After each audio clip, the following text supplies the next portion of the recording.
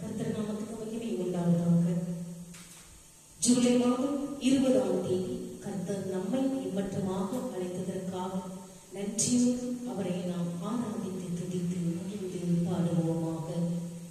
இந்த ஞாயிற்றுக்கிழமை ஓய்வு நாளை கடைபிடித்துக் கொண்டிருக்கும் நாம் அனைவரும் ஆண்டவருடைய பிள்ளைகளாக நாம் வாழ்ந்து கொண்டிருக்கின்றோம். அப்படியாக நாம் ஆண்டவரிடத்தில் உள்ளத்தின் ஆழத்திலிருந்து அவரை நாம் கூப்பிடும் பொழுது கர்த்தர் நம்மை ஒவ்வொருவரையும் அவருடைய அழகான கண்களால் நம்மை ஒவ்வொருவரையும் பார்த்து நம் தேவைகளை இரட்டிப்பாக கொடுத்து நமக்கு ஒவ்வொரு நாளும் அவருடைய கிருபையால் நம்மை தாங்கி வழிநடத்தி கொண்டிருக்கின்றார். அப்படியாக நாம் உள்ளத்தின் ஆழத்திலிருந்து அவரை நோக்கி கூப்பிடும் பொழுது கர்த்தர் உங்களை ஒவ்வொருவரையும் ஆசீர்வதிப்பாராக. அப்படியாக இந்த நாளில் சங்கீதம்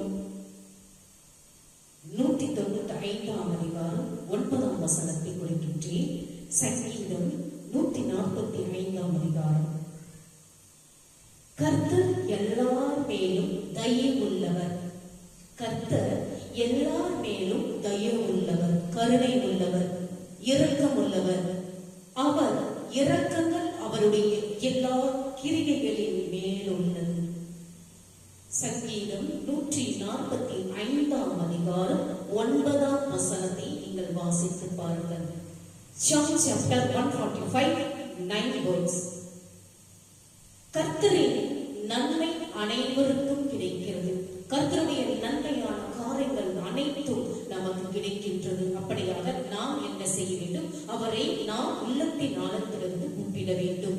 அவரின் இரக்கத்தையும் அன்பின் கவனிப்பும் அவரை பாதுகாப்பில், அவர் போஷிப்பதில் மற்றும் நன்மை பராமரிப்பதில் பார்க்க முடிகிறது.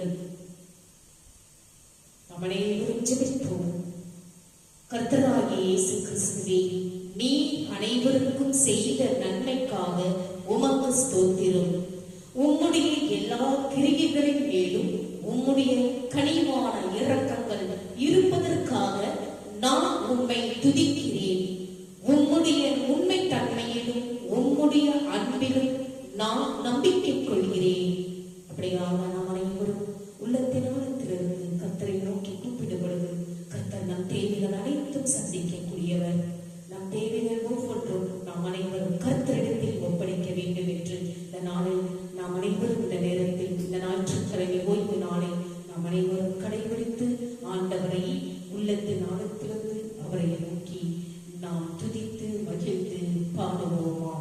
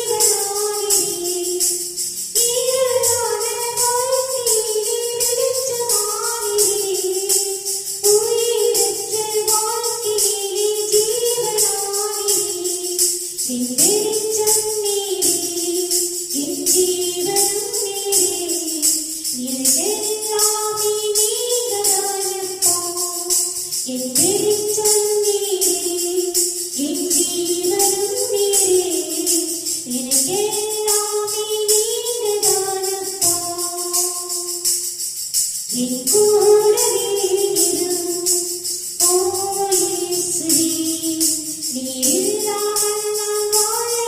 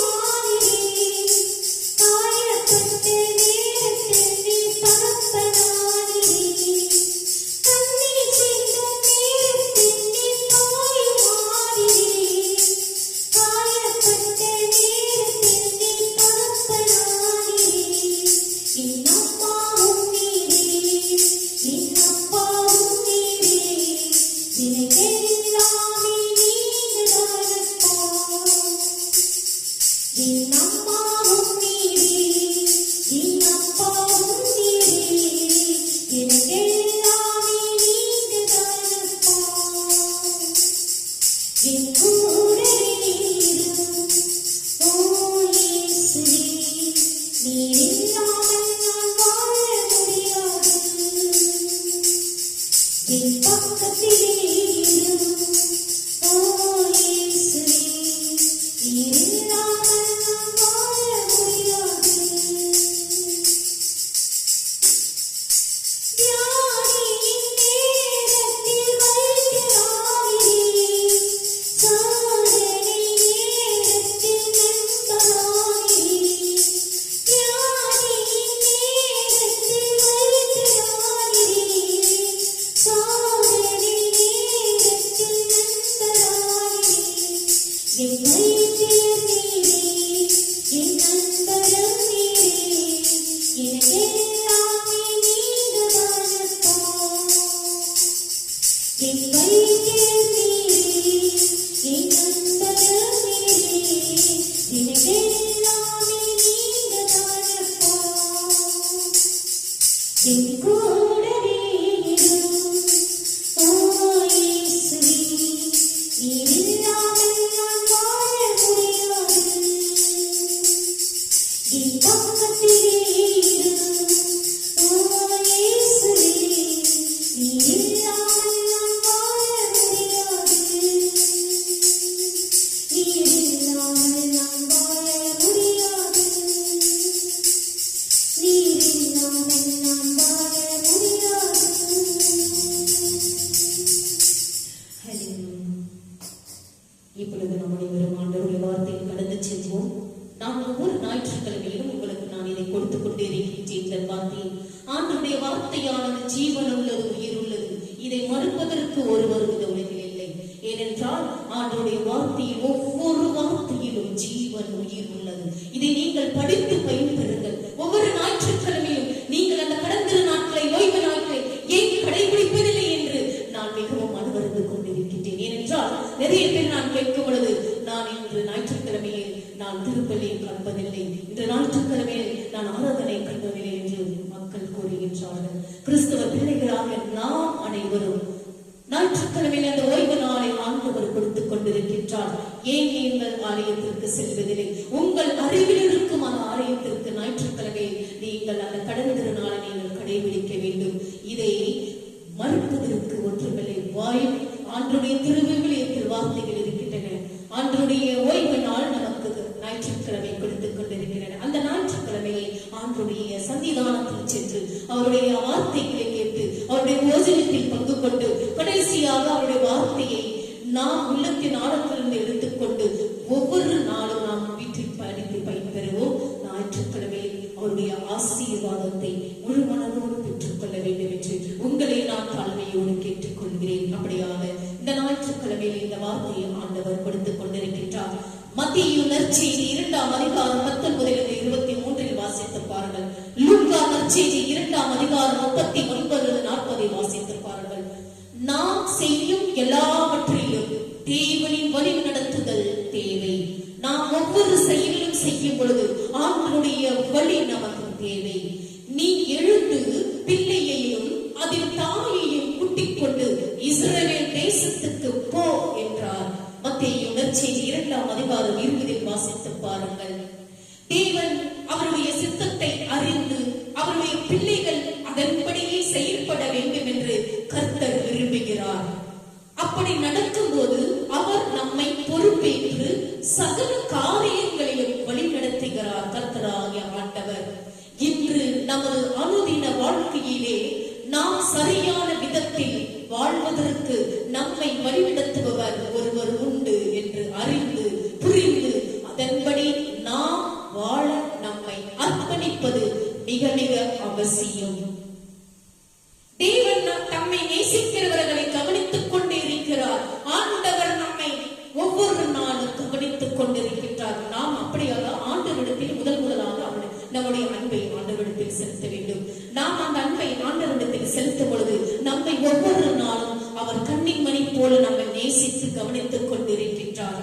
அக்கிரமக்காரர்களுடைய திட்டங்களை முறியடிப்பது எப்படி என்பதையும் தேவனுடைய பிள்ளைகளுக்கு விரோதமாய் துன்பம் செய்பவர்களிடமிருந்து காப்பாற்றுவது எப்படி என்பதையும் அவர் அறிந்திருக்கிறார். அவருக்கு மறைவானது ஒன்றுமில்லை. நீங்களும் நானும் நினைக்கலாம், நாம் எவ்வளவு தவறுகள் செய்தாலும் மற்ற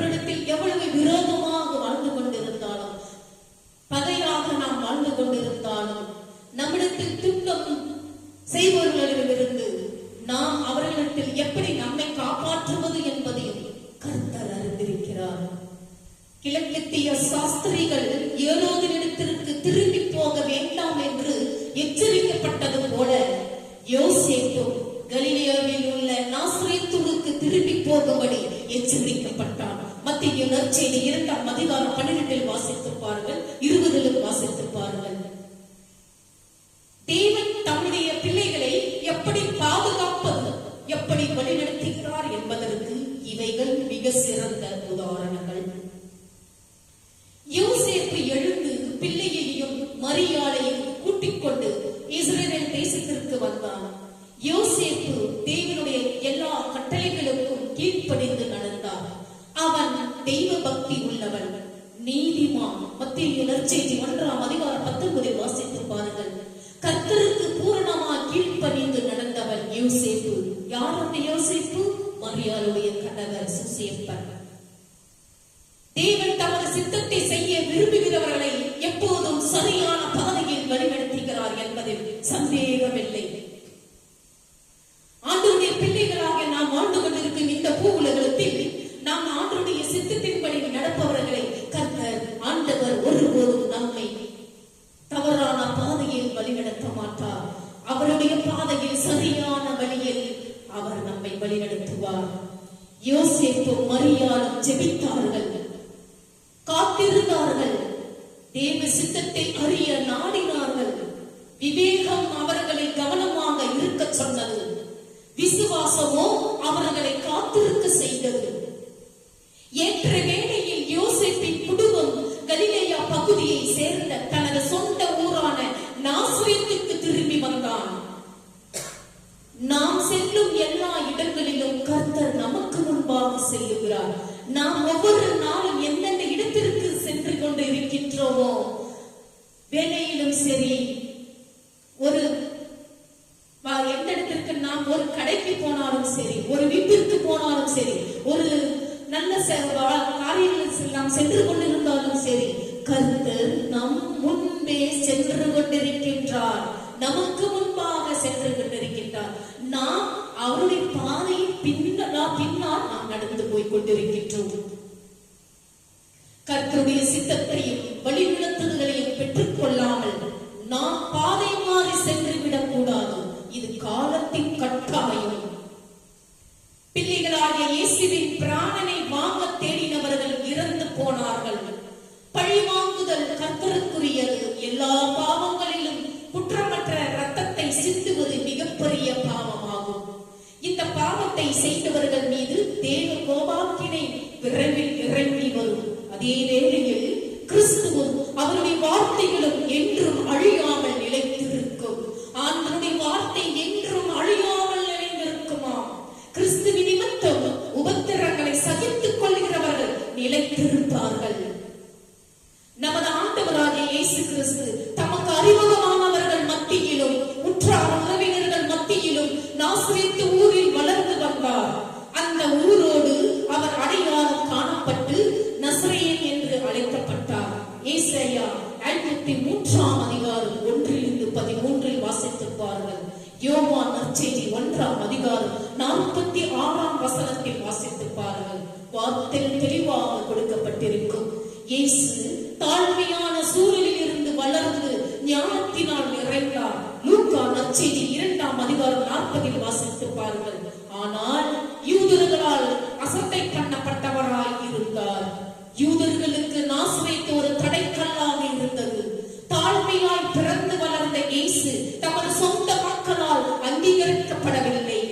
இயேசு கிறிஸ்துவின் தாழ்மையை நாம் நமது வாழ்க்கையில் பின்பற்ற வேண்டியது மிக மிக அவசியம். பிலிப்பியர் 2ஆம் அதிகாரம் 1-13 நீங்கள் வாசித்து பாருங்கள். அதனால் நாம் அனைவரும் ஆண்டவருடைய பிள்ளைகளாக இந்த உலகில் வாழ்ந்து கொண்டிருக்கின்றோம். ஆண்டவருடைய பிள்ளைகளாக வாழ்ந்து கொண்டிருக்கும் பொழுது கர்த்தர் நம்மை ஒவ்வொரு நாளும் தாங்கி வழிநடத்தக்கூடியவர். நீ எழுந்து பிள்ளையையும் அதன் தாயையும் கூட்டிக் கொண்டு இஸ்ரவேல் தேசத்திற்கு போ. பிள்ளையின் பிராணனை வாங்க தேடினவர்கள் இறந்து போனார்கள் என்றார். நீங்களும் நானும் அப்படியாக நாம் ஆண்டவருடைய பிள்ளைகளாக குடும்ப பிள்ளைகளாக வாழும் பொழுது ஆண்டவரே நாம் இறுக பிடித்துக் கொண்டு நம்முடைய வாழ்க்கையில், நம்முடைய வாழ்க்கை பாதையில், ஆண்டவருடைய பாதையில் நாம் பின்பற்றி நடக்க வேண்டும் என்று இந்த நாளில் கர்த்தர் தாமே உங்களையும் என்னையும் அழைத்திருக்கின்றார். அப்படியாக நாம் அனைவரும் ஆண்டவரை ஒவ்வொரு நாளும் இறுக பற்றிக் கொண்டு அவரை நாம் துதித்து ஆராதித்து மகிழ்ந்து பாடும் பொழுது, ஒவ்வொரு நாளும் அவருடைய வார்த்தையை நம் நாவினால் உச்சரிக்கும் பொழுது கர்த்தர் நமக்கு பலத்தையும் உடல் சுகத்தையும் உற்சாகத்தையும் ஊக்கத்தையும், எந்த கஷ்டங்களும் நோய்களும் நொடிகளும் கவலைகளும் கண்ணீர்களும் எது நேர்ந்தாலும் நம் ஆண்டவரை இறுக பற்றிக் கொண்டால் அனைத்தும் தகர்த்தெறிந்து நம்மை ஒவ்வொரு நாளும் அவருடைய பிள்ளைகளாக காத்து வழிநடத்து, அவருடைய கிருபையால் நம்மை வழிநடத்து. ஒவ்வொரு நாளும் அவர் நம்மை அவருடைய ரத்தத்தால் கழுவி சுத்தப்படுத்தி பரிசுத்தப்படுத்தி ஒவ்வொரு நாளும் அவர் அவருடைய ரத்த கொட்டில் மூடி மறைத்துக் கொள்வார். அப்படியாக இந்த நாளில் கர்த்தர் தாமே உங்கள் அனைவரையும் ஆசீர்வதிக்க காத்துக் கொண்டிருக்கின்றார். ஆண்டவர் இந்த வார்த்தை கொடுத்ததற்காக நன்றி செலுத்தி நாம் அனைவரும் இப்பொழுது காணிக்கைக்கு கடந்து செல்வோமாக.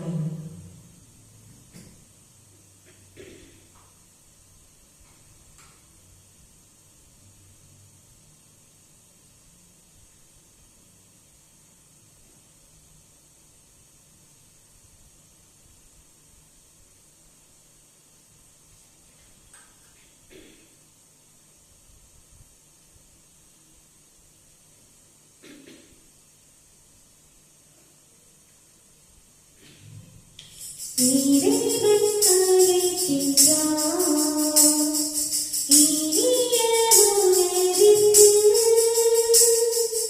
இறைவனே நாம் இணைந்து சென்றிடுவோம். இறைவன் அழைக்கின்றார் இனிய உணர்விற்கு இறைவனே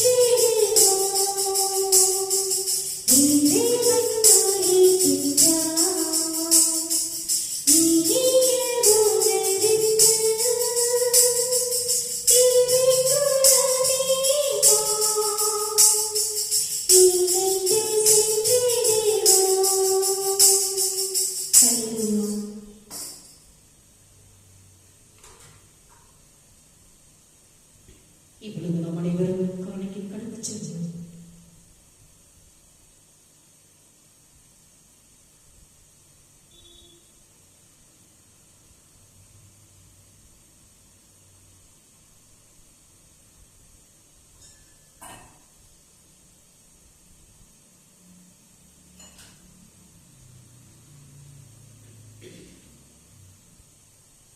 வானக தந்தையே, நீயாகவே தூயவர், புனிதற்கெல்லாம் ஒன்று. ஆகவே உன்னுடைய தூய ஆவியை பொழிந்து இக்காணிக்கைகளை புனிதப்படுத்த வேண்டும் என மன்றாடுகிறோம். இவ்வாறு எங்கள் ஆண்டவர் இயேசு கிறிஸ்துவின் உடலும் இரத்தமுமாக எங்களுக்கு இவை மாறுவனவாக. அவர் பாடுபட மனமு வந்து கையளித்த போது அப்பத்தை எடுத்து நன்றி செலுத்தி அதை பிட்டு தம் சீடர்களுக்கு அளித்து அவர் கூறியதாகும்: அனைவரும் இதை வாங்கி உண்ணுங்கள், ஏனெனில் இது உங்களுக்காக கையளிக்கப்படும் என் உடல் என்றார். அவனவே உணவருந்திய பின் இக்கிண்ணத்தை எடுத்து உமக்கு நன்றி செலுத்தி வாழ்த்துரைத்து தம் சீடர்களுக்கு அளித்து அவர் கூறியதாகும்: அனைவரும் இதை வாங்கி பருகுங்கள், ஏனெனில் இது புதிய நித்திய உடன்படிக்கைக்கான என் ரத்தம். இது பாவ மன்னிப்புக்கென்று உங்களுக்காகவும் எல்லாருக்காகவும் சிந்தப்படும். இதை நினைவாக பருகுங்கள் என்றார். நம் அனைவருமாக உயிர்த்தெழுந்தவர்களை ஒருவன் மட்டும் பகிர்ந்து கொள்வோமாக.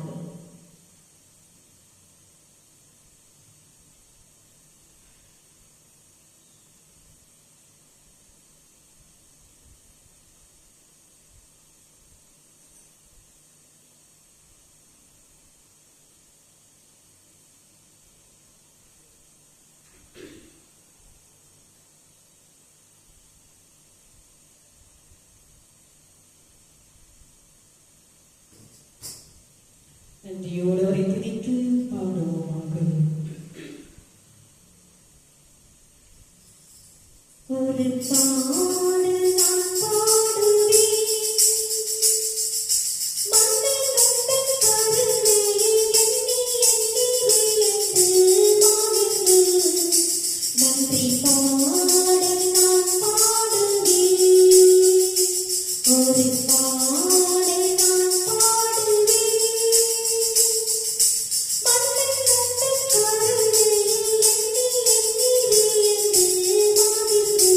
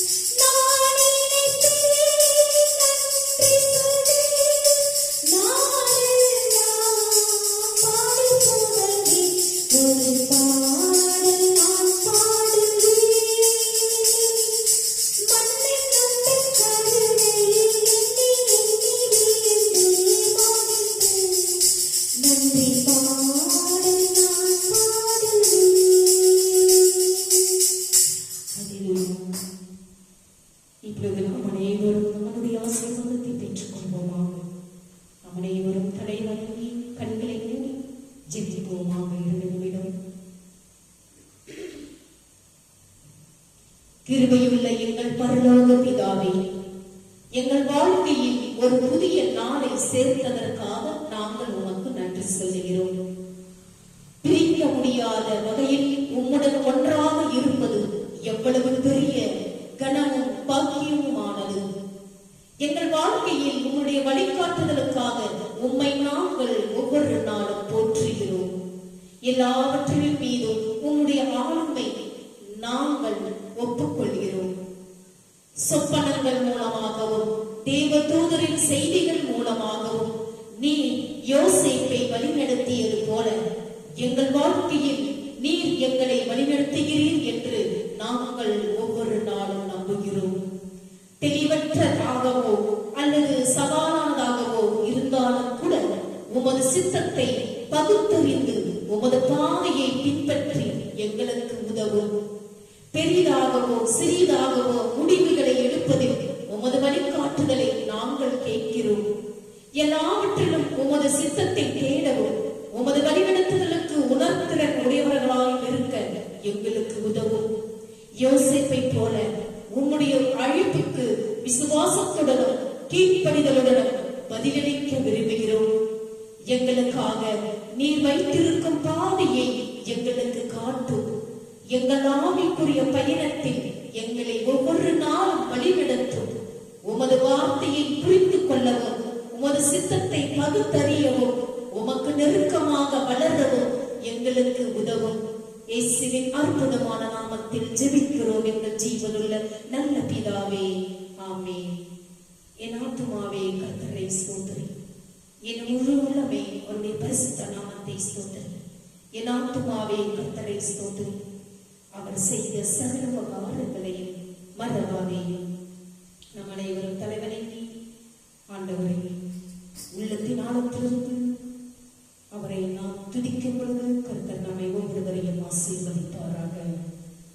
நம்முடைய ஆண்டவராகிய இயேசு கிறிஸ்துவின் கிருபையும் பிதாவினுடைய அன்பும் பரிசுத்த ஆவியினுடைய அன்யோன்யம் ஐக்கியமும் நம்மோடும் நம்முடைய குடும்பத்தோடும் யாரெல்லாம் இந்த யூடியூப் சேனலை பார்த்துக் கொண்டிருக்கின்றார்களோ ஆண்டவருடைய வெளிச்சமானதும் உங்கள் குடும்பத்தின் மேலும் உங்கள் மேலும் பிரகாசமடையத்தக்கதாகவும் ஆண்டவர் வருமற்றும் உங்கள் மேல் சந்தோஷம் சமாதானம் என்றென்றும் நிலைத்திருப்பதாக. ஆமென். May God bless you. ஆண்டவர் உங்களை ஒவ்வொருவரையும் ஆசீர்வதிப்பாராக. ஆமென்.